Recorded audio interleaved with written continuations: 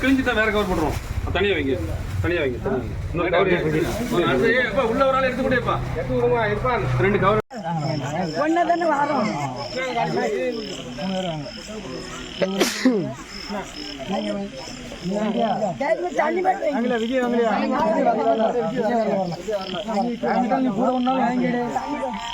பாய் இருக்கு பாருங்க, பாய் கொண்டு கொடுங்க.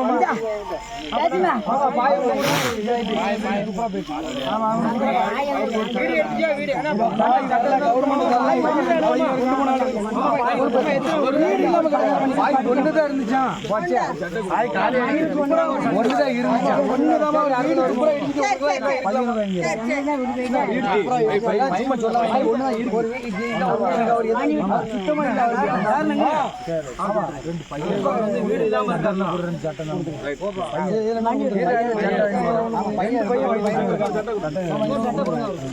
பையன் வாங்கிட்டு போறான்.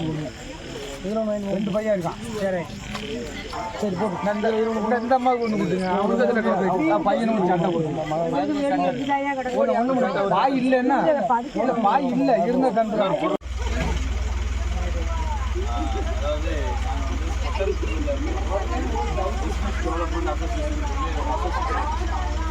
அதில் வந்து இந்த வெள்ளம் பாதிக்கப்பட்ட பகுதிகளில் நம்மளால் முடிஞ்ச உதவி செய்யணும்னு சொல்லி அதில் உள்ள மெம்பர்கள்ட்டெல்லாம் நம்ம வந்து கோரிக்கை வச்சுருந்தோம்.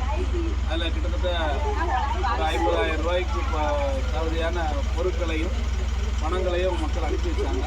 அந்த அதை வந்து பொருட்களாக்கி ஒரு 200 பேருக்கு பொருட்களை தயார்படுத்தி ஒரு 3 நாள் அதுக்கான வேலைகளை செஞ்சு இன்றைக்கி அதை கொண்டுட்டு நம்ம கருங்குளத்துக்கு வந்தோம். கருங்குளம் தான் அதிகமாக பாதிக்கப்பட்டிருக்கு. இந்த கருங்குளத்தை சுற்றி உள்ள ஏரியா தான் அதிகமாக பாதிக்கப்பட்டிருக்குன்னு சொல்லி நம்ம டிவிலெலாம் அதிகமாக பார்த்ததுனால கருங்குளத்தில் ரோட்டு மேலே ஒரு அம்மா கொய்யாப்பழம் வியாபாரம் பண்ணிக்கிட்டு இருந்தாங்க. அவங்கள்ட்ட வந்து இங்கே அதிகமாக பாதிக்கப்பட்ட ஊர் எது, அதுவும் ஒரு சின்ன ஊராக இருக்கணும் அப்படின்னு சொல்லி கேட்டோம்.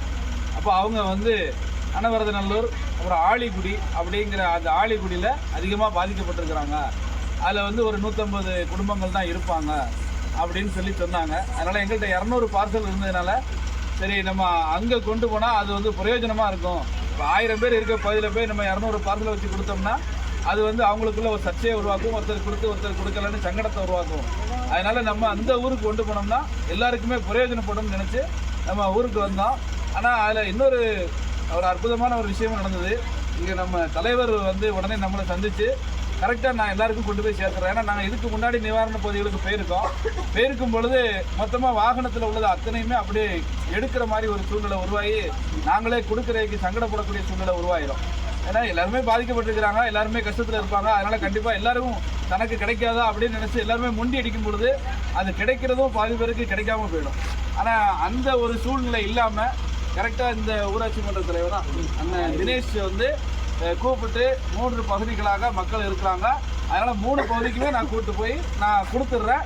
ஒருவேளை உங்கள்கிட்ட கம்மியாக இருந்துச்சுன்னா அதை கூட நான் வேறு ஏதாவது முயற்சி பண்ணி நான் ஃபுல்லாக 240 பேருக்கும் கிடைக்கிற மாதிரி பண்ணிடுறேன் அப்படின்னு சொல்லி அவர் சொன்னதுனால கரெக்டாக இது வரைக்கும் 200 குடும்பங்களுக்கு வரைக்கும் நம்மளால் நம்ம சின்ன உதவி தான் இருந்தாலும் அது சரியாக போய் சேரணும் அப்படின்னு முயற்சி எடுத்து வந்தோம். அந்த முயற்சிக்கு இறைவன் வெற்றியை கொடுத்துருக்கான்.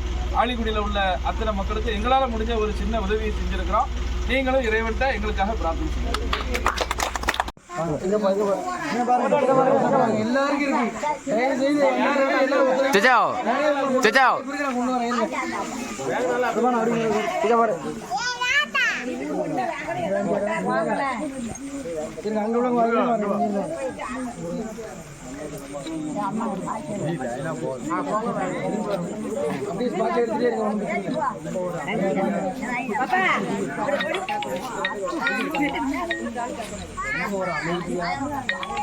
ஒரே குடும்பத்தில் 2 பேர் வந்துடுவாங்க பார்த்தோம். ஆமாம் வந்துருக்காங்கன்னா மாமா மாதிரி அவங்க கொடுத்தாங்க. வீடியோ எடுத்துருவாங்க. வீடியோ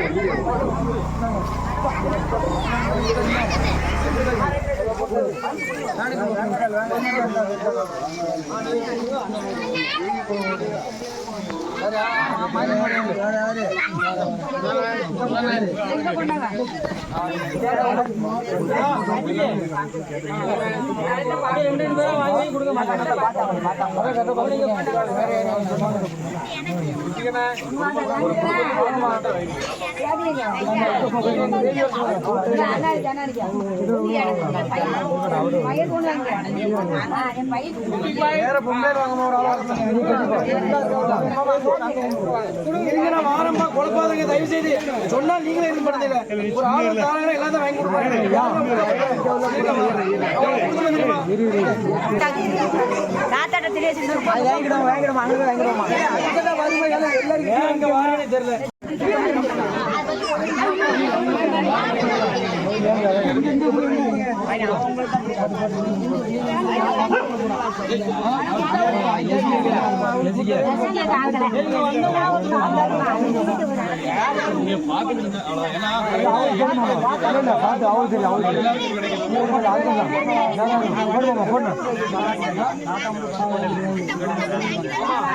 போட்டு போட்டு முன்னாடி போட்டு சட்டை கொடுங்க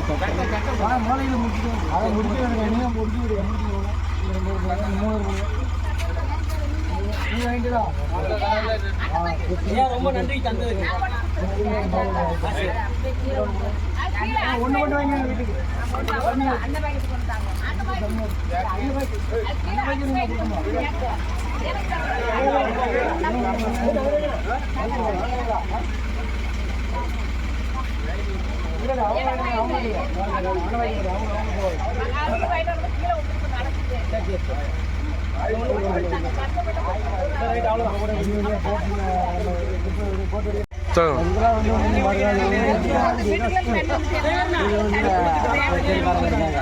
அவங்க வந்து இந்த அளவுக்கு போய் தங்கியிருந்தாங்க 50 பேர் இருந்தாங்க அதுவும் ஒரே வீட்டில் வந்து 25 பேர் இருந்தாங்க அதிகாலையில் வந்து 60 ரூபா அப்படியே மாட்டிக்கிட்டாங்க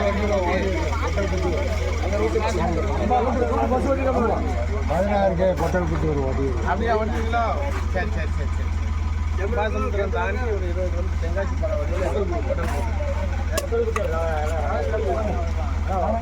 மழை இருந்தாலும் அந்த